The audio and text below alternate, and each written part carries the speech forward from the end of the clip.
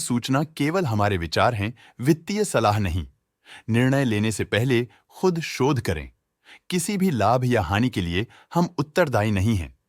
आज हम देख रहे हैं नवा लिमिटेड के 2024-25 Q3 की standalone financial performance. Starting with the sales, पिछले क्वार्टर से सेल्स में -15.32% का डिक्रीज हुआ है, मगर कंपनी ने पिछले साल के मुकाबले मार्जिनल सेल्स डिक्लाइन रिपोर्ट किया, around -9.22%। Expenses -15.23% quarter on quarter decrease हो गए हैं, जो साल भर का -17.7% के डिक्लाइन के साथ अलाइन करता है। एक्सपेंसेस में डिक्रीज अच्छा है, लेकिन सेल्स में डिक्रीज निराशा की बात है। ऑपरेटिंग प्रॉफिट, जो पिछले साल के कंपैरिजन में 42.72% अप है, quarter on quarter around -15.64% decrease हुआ। Operating profit margin OPM annual basis पे 8.04% से इंक्रीज हुआ है, मगर क्वार्टरली ऑपरेटिंग प्रॉफिट मार्जिन -0.08% से डिक्रीज हुआ है। एक्सेप्शनल आइटम्स को ऐड करके अदर इनकम पिछले क्वार्टर के कंपैरिजन -84.12% गिर गई, बावजूद इसके कि ईयरली डिक्लाइन -42.16% है।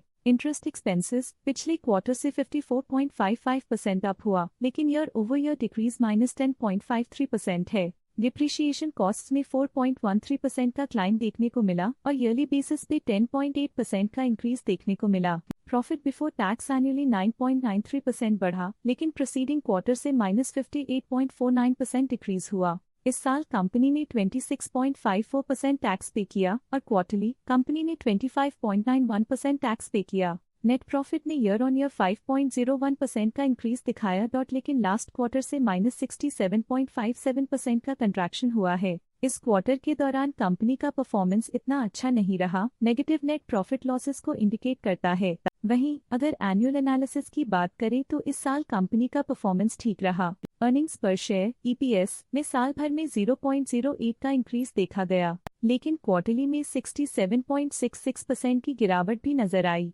इस क्वार्टर में कंपनी का EPS इतना अच्छा नहीं रहा, नेगेटिव प्रॉफिट कमजोर एफिशिएंसी को दिखाता है। साल का EPS ठीक रहा, कुछ ग्रोथ और एफिशिएंसी इंप्रूवमेंट्स के साथ।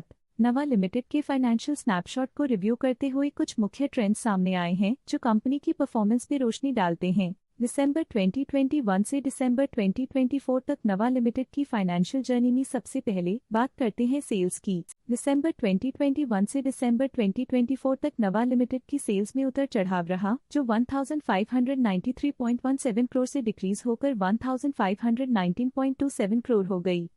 ये फ्लक्चुएशंस मार्केट कंडीशंस के इम्पैक्ट को दर्शाते हैं। अब बात करते हैं एक्सपेंसेस की। एक्सपेंसेस पिछले 4 सालों में 1081.87 करोड़ से बढ़कर 1153.41 करोड़ हो गए हैं। यहाँ सेल्स डिक्रीज हो रही हैं और एक्सपेंसेस बढ़ रहे हैं, तो ये कंपनी के लिए एक नेगेटिव साइन है, जो इंडिकेट करता है कि कंपनी प्रॉफिट बनाने में स्ट्रगल कर रही है। ऑपरेटिंग प्रॉफिट दिसंबर 2022 में 441.93 करोड़ के आसपास रहा और फिर 2024 में 365.86 करोड़ तक पहुंच गया। ये दर्शाती है कि कंपनी अपने ऑपरेशनल कॉस्ट को कंट्रोल में रखने में सफल रही है, लेकिन ग्रोथ को पुश करने में थोड़ा और एफर्ट लगाना होगा। नेट प्रॉफिट में फ्लक्चुएशंस भी देखी गई हैं, जो पिछले कुछ सालों में 383.21 से 217.6 करोड़ हो गया और इस साल 394.26 करोड़ हो गया।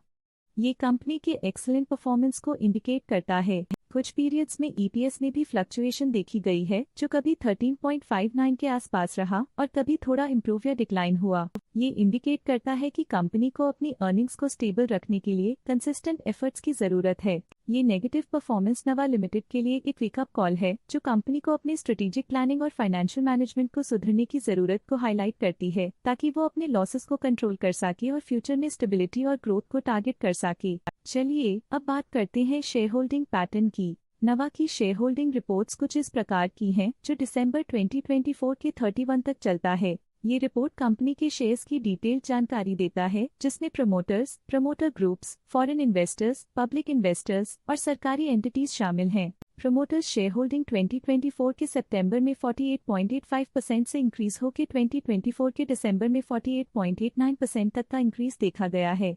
इस इंक्रीज से साफ होता है कि प्रमोटर्स का कंट्रोल कंपनी पे और मजबूत किया है। पब्लिक हेल्थ शेयर्स का परसेंटेज 2024 के सितंबर में 39.96% से 2024 के दिसंबर में 39.87% तक डिक्रीज हो गया। इस डिक्रीज से साफ है कि इस टाइम पीरियड में कंपनी में पब्लिक का हिस्सा डिक्रीज हुआ है।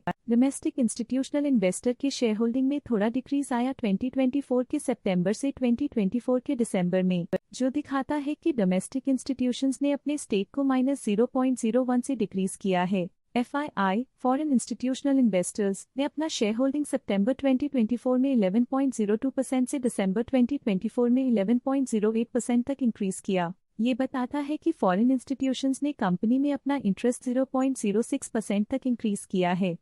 ये था कंपनी का करंट शेयर होल्डिंग पैटर्न। इस सेगमेंट में हम आपको ले चलते हैं इस क्वार्टर के कुछ विशेष प्रमोटर डील्स की ओर। 24 दिसंबर 2024 को आर्क ड्वेलिंग्स ने 5000 शेयर्स अपने पोर्टफोलियो में शामिल किए 990.91 रुपीस पर यूनिट के हिसाब से, जिसका टोटल था 49.5 लाख।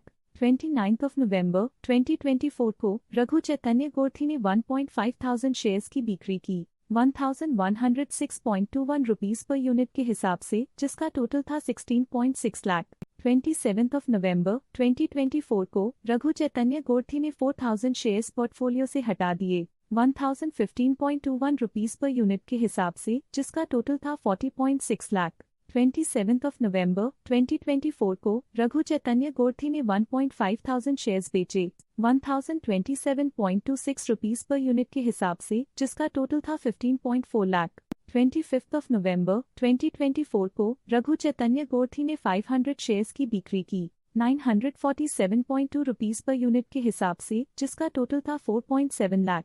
25 नवंबर 2024 को रघु चैतन्य गोर्थी ने 1,500 शेयर्स बेचे 940.93 रुपीस पर यूनिट के हिसाब से, जिसका टोटल था 14.1 लाख। 20 नवंबर 2024 को A9 होम्स प्राइवेट लिमिटेड ने 19,000 शेयर्स अपने पोर्टफोलियो में शामिल किए 914.63 रुपीस पर यूनिट के हिसाब से, जिसका टोटल था 1.7 करोड़। आशा है कि ये प्रमोटर डील्स के इनसाइट्स आपको स्टॉक मार्केट समझने में मदद करेंगी। आज के लिए फाइनेंशियल सेक्टर में इतना ही। देखने के लिए धन्यवाद। स्टॉक लेटेस्ट न्यूज अपडेट के लिए चैनल को सब्सक्राइब करें और वीडियो को लाइक एंड शेयर करें।